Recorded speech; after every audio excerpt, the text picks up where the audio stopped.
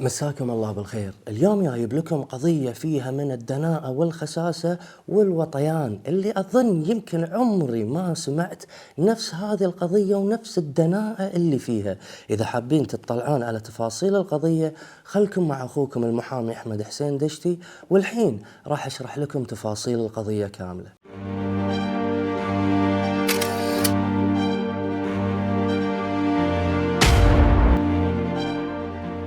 قبل لا ابدا وياكم بالموضوع، ما ادري يا متنان يا ادش داشه صغران افتح الزرار لاني اختنقت.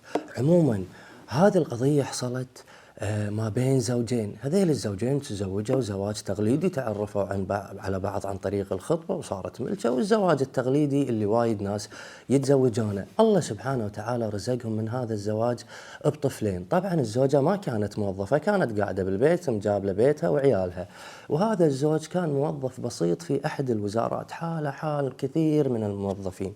لكن هذا الزوج من كثر ما كان يحب زوجته ومتعلق بعياله كان دايم التفكير، يفكر شلون اقدر اوفر لهم الحياه الكريمه، شلون اقدر اوفر لهم كل متطلباتهم. ما كان يحب ان عياله اذا كبروا ويشوفون في اشياء او في ممتلكات عند غيرهم هم مو قادرين يحصلون عليها.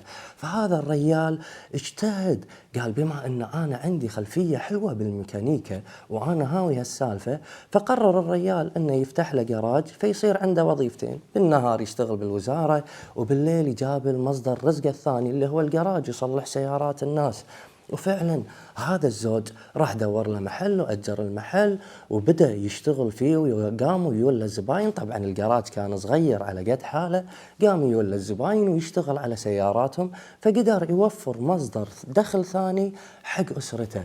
لكن بأثناء هذه الفترة شنو صار دوامه وش فترة يعني انشغاله كانت من الصبح إلى الظهر في الوزارة، يدوبك يرجع البيت ياكل له لقمتين وبعدها على طول يطلع من البيت يروح يفتح هذا المحل ويجابل زباينه ويجابل السيارات ويعدلهم ويصلحهم. ليه؟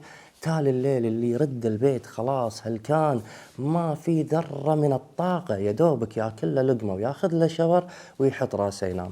طبعا ثاني يوم وثالث يوم الرجال مشى على هالمنوال، مو مقضي حياته طبعا سهر ولعب وناسه ومن دوانية لمزرعة لشاليه، لا، كان قاعد يجتهد ويتعب ويشقى عشان أسرته، عشان يبي يوفر لهم الحياة الكريمة واللقمة الهنية على قولتهم.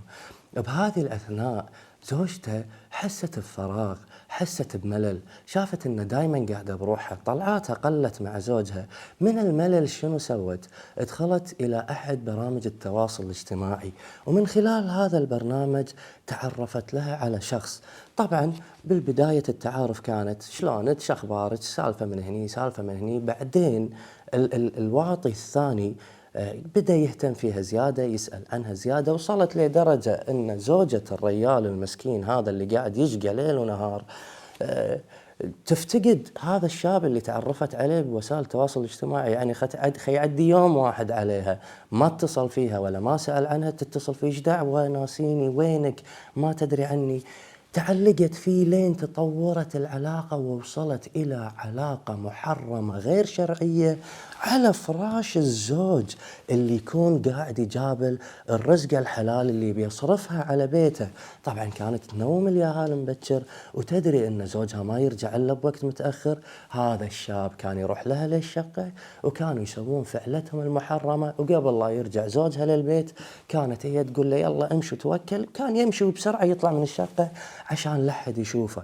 لكن مع الايام هذه الزوجة خافت ان لا الجيران يحسون بالموضوع، يعني هم كانوا ساكنين بشقة بعمارة، منو هذا الرجال الغريب اللي قاعد جت لها فكرة شيطانية خبيثة. قالت له شو بشوف، ابى اقول لك شغلة، ترى انا زوجي من كثر ما هو طيب ومسكين وعلى نياته ترى ما عنده ربع، ليش ما تتعرف عليه وتقرب منه، بحيث انك اذا زرتنا هني بالشقة الناس ما تشك، يقولون فلان رفيج زوجها، فعلاقتك فيني ما تصير مشبوهة، وخاف لا الكلام يوصل له. وفعلا هذا الخسيس والدنيء وقام يمر زوجها الجراج، أول مرة وداله سيارته، ثاني مرة وداله سيارة أخوه، ثالث مرة سيارة أخته، قام يمر يودي له قهوة، مرة من المرات شارين له عشاء، لين هذا زوجها المسكين الفقير اللي على نياته أمن بهذا الواطي الدنيء.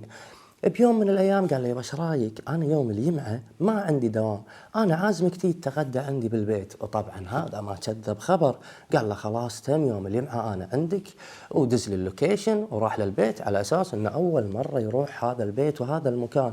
وفعلا قام يروح يتغدى عنده، بعض المرات يتعشى عنده، صارت علاقتهم قوية ولا عنده ذرة رجولة وشهامة وشرف. قال شلون هذا الرجال الطيب المسكين عازني ومكرمني وأمن فيني ويدخلني ببيته، والرجال المسكين هذا ما كان يدري أن هذا في كثير من الأيام كان يروح للبيت من وراء ويمارس علاقة محرمة مع زوجته على فراشه. تقوت هذه العلاقة ما بين زوجة الرجال هذا وما بين هذا الشاب. طبعا بما أن هذه لا ذمة ولا ضمير اللي قامت تخون زوجها على فراشه، والرجال كان تعبان عشانها وعشان عيالها، وهذا الثاني الواطي ما في ذرة رجولة ولا ذرة شهامة، يتلهم فكرة شيطانية أخرى. تعلقوا ببعض وصلوا لدرجة أنهم يحبون بعض يا جماعة، لدرجة أن الشاب هذا قام يغار على الزوجة من زوجها، لا تقعدين وياه، لا تنامين يمه، لا تسوين كذي، لا تلبسين كذي. وبالمقابل هذه الزوجة قامت تبادله نفس المشاعر، صاروا عشاق من وراء هذا الرجال المسكين. يتلون الفكرة الشيطانية الثانية شلون نبي نعيش الحياة مرتاحين مع بعض. هذا الشاب شنو قال له؟ قال له يبا أنا لو رجال متزوج كان طلقت زوجتي وافتكيت، أنت حاولي تشوفين اللي تصرفه. قالت له شلون مني مناك؟ كان يلقون لهم فكرة، وهني بلشت فكرة التخطيط حق هذه الجريمة. قال لها يبا مالك شغل، الموضوع عندي أنا راح أقول لك شنو راح نسوي وخلك معاي على نفس الخطوات. بيوم من الأيام هذا الشاب جاب حق هالزوجة دواء منوم، يقول لك هذا المنوم لو تعطيه حق فيل ينام أسبوع. أنتم متخيلين شنو فيل بهذا الحجم ينام أسبوع؟ قال لها أنت مالك شغل، حط له إياه بالأكل، ومين ينام أنا أوديه بمنطقة برية وأنا أتصرف. الزوجة خافت، قالت له أنت إيش تبي تسوي؟ قال لها يبا يا بنت الناس خلاص، مو أنت عاشقتني، مو أنت حابتني، أنت تبينه ولا تبيني ولا تبينه؟ كان كله لا أنا أبيك بالطقاق، يبا يحترق بنار، مالي شغل فيه. أنت أعطيتني كلام حلو، أنت اهتميت فيني، أنت احتويتني، أنت تغزلت فيني، وأنا ماني شايفة من هذا الرجال شيء. وهي الحيوانة الخسيسة الواطية ما قالت أن الرجال هذا قاعد يكرف كرف الليل والنهار عشانها، مع العلم أنها ما تستاهل ولا هي كفو. عموما فعلا هذه راحت حطت له المنوم بالعشاء. طبعا الرجال نام ولا داري عنها وداره. هذا الشاب شنو سوى؟ راح ياب هاند باج كبير من الحجم الكبير، اللي هي مو جنطة سفر، هاند باج اللي يصير عبارة عن خام. عموما هذا الرجال كان نايم ولا يدري عنها وداره. حطوا الرجال بهذا الهاند باج وبالغصب شاله وحطه بدبة السيارة وراح فيه لمنطقة برية. هناك بالمنطقة البرية وقف بنص الليل، نزل الهاند باج من دبة السيارة وحطه. ويا جماعة يقول لك طعنه 62 طعنة في أنحاء متفرقة من جسده.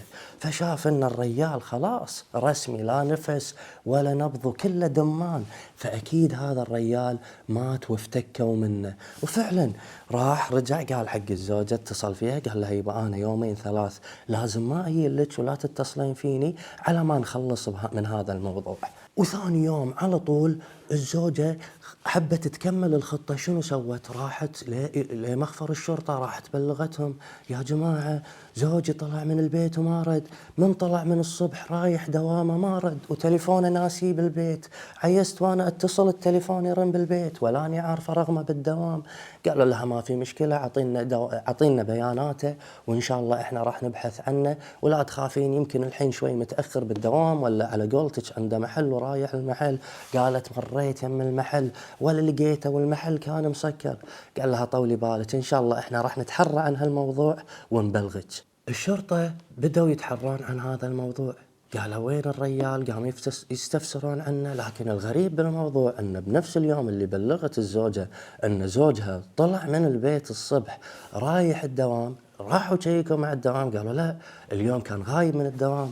وفعلا راحوا للجراج، الجراج مسكر والزباين ناطرته. اسألوا الزباين انتم معتادين انه يكون مسكر جراجه؟ قالوا لا، الريال كل يوم يبطل ما عدا يوم الجمعة، ما احنا لاقينه وما احنا شايفينه. فالشرطة ووزارة الداخلية بدأوا يتحرون عن هذا الموضوع، وبأثناء تحريهم عن هذا الموضوع وصل لهم بلاغ من أحد رعاة الغنم. راعي غنم قاعد يرعى الغنم في البر، شاف هذا الهاندباج وفي جثة مدممة، بلغ وزارة الداخلية، قال لهم أنا ترى شفت جثة بالبر. وزارة الداخلية راحت لموقع الجثة هذه وتم فحصها، واكتشفوا أن تعال بصمات هذه الجثة وبيانات الجثة هذه والدي ان اي يطابق بيانات زوج المرأة اللي قالت أن زوجها مختفي. ودوا هذه الجثة إلى الأدلة الجنائية، الطب الشرعي، واستدعوا الزوجة، قالوا لها تعالي احنا لاقين شغلة ونبيك تشوفينها، هل راح تتعرفين على الجثة ولا لا؟ طبعا الزوجة يوم شافت الجثة انهارت من البكي، طبعا كله تمثيل وكذب ومسخرة، انهارت من البكي، هذا ريلي، هذا ابو عيالي. طمنوها وحاولوا يهدونها وقالوا لها توكلي على الله وراح نتصل فيك باكر. هني وزارة الداخلية زادت تحرياتهم بخصوص هذا الموضوع، وعقب التحريات تم سؤال الجيران، قالوا لهم حسيتوا في شيء غريب؟ في كان الرجال له عداوات، عنده أعداء؟ اسألوا هذا السؤال حق زوجته، عنده عداوات بينه وبين أحد عداوات؟ قالت لا، يبا زوجي جدا مسالم وما عنده مشاكل ولا عصبي ولا يعرف يتهاوش مع أحد أصلا. لكن الجيران قالوا احنا ما كنا شايفين من الريال شيء، لكن كنا شايفين عنده واحد من ربعه مرات كان يمر البيت هني يتعشى عنده يتغدى عنده، مرات يسهر عنده ويطلع من البيت تالي الليل. هني الشرطة شكت بالموضوع، لكن بيوم من الأيام عقب أسبوع تقريبا تم إلقاء القبض على هذه الزوجة وعلى صديقها أو عشيقها الزبال. يوجهون لها تهمة القتل العمد بمشاركة صديقها. قالت تعال أنا جاية مبلغة إن زوجي مختفي، أنا اللي جاية قايلت لكم أنا ما أدري عنه وتتهموني الحين إن أنا اللي قاتلته. كان يقولون لها أول سؤال، أنت مو قلتي لنا إن الرجال طلع من الصبح من البيت رايح دوامه وبعدها ما رجع البيت خير شر؟ كان تقول إيه صح. قالوا لها يا الكذابة يا الخاينة يا المنافقة، شلون الرجال يروح دوامه وهو لابس بيجامة النوم؟ لأن لما شافوا الجثة كانت لابسة بيجامة نوم، شلون يروح دوامه وهو لابس بيجامة نوم؟ وثاني نقطة، عقب ما تم تحليله وفحصه بالطب الشرعي تبين ترسبات كبيرة من منوم. هذا المنوم عقب ما سألوا المباحث وين ينباع، ولا يكتشفون أن هذا المنوم ما ينباع بالصيدليات العادية، ينباع عند العيادات البيطرية فقط لا غير. وعقب ما استفسروا من العيادات البيطرية ولا يكتشفون بيانات هذا الشخص اللي هو معشوقها نفسه هذا قبل 3 أيام من تبليغها على فقدان زوجها واختفائه شاري نفس هذا الحبوب. فتم توجيه لهم تهمة القتل العمد وتم الحكم عليهم اثنيناتهم بالإعدام شنقا. لكن الموضوع الحين مو هني، الموضوع اللي عور القلب ويحز بالخاطر الرجال الله يرحمه إن شاء الله في جنات النعيم، وهذيل يحترقون بنار جهنم. لكن أنا اللي حز بخاطري وضيق خلقي الطفلين هذيل، والدتهم انشنقت ووالدهم مات مقتول من عشيق أمهم. هذيل إذا كبروا وسألوا شنو صاير علمنا، شنو صاير على أبونا، الناس شنو تبي ترد عليهم، المجتمع شلون راح ينظر لهم؟ صدقوني هذيل الطفلين مرضهم بيكبرون، ولما يكبرون راح تتبين لهم الحقيقة، ما راح يتعبون ويتأذون نفسيا وذهنيا. الله يكون بعونهم. إن شاء الله تكونوا استفدتوا من هذه القضية وخذيتوا من العبر اللي فيها. أشوفكم على خير إن شاء الله بقضايا فيها من العبر اللي تستفيدون منها إن شاء الله. مع السلامة.